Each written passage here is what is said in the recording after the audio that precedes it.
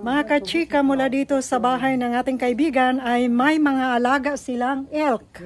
Tingnan niyo mga kachika. What's that I called? have to What's that go bird with called? her. The bird. Peacock.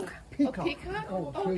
I have to go down here. I will go down there para mas malapitan nating makita. Ayan mga kachika, malapitan po nating makikita ang elk.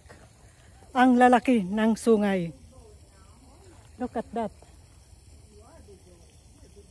Ang lalaki. Wag lang akong lalapit dahil nakapula po ako ng damit.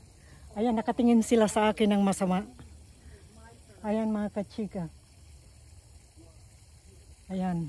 Malapitan po nating nakikita ang mga elk na alaga nila. Ayan. Pulang-pula pa naman ang damit ko.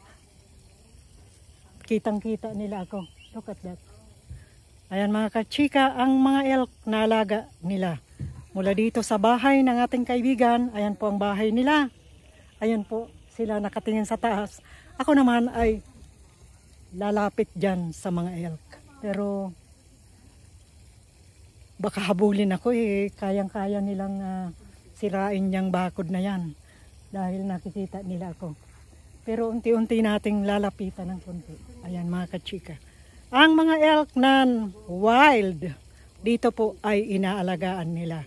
At ayan na, ayan si Bossing sa taas. Oh. Look at that. At may maliliit pa. Yan po ay mga elk. Galing, di ba? Ayan mga kachika. Hindi na natin kailangan umakyat sa bundok para makita ang mga elk. Dito po ay may mga laga silang elk. Tingnan nyo naman ang sungay, oh, malalaki.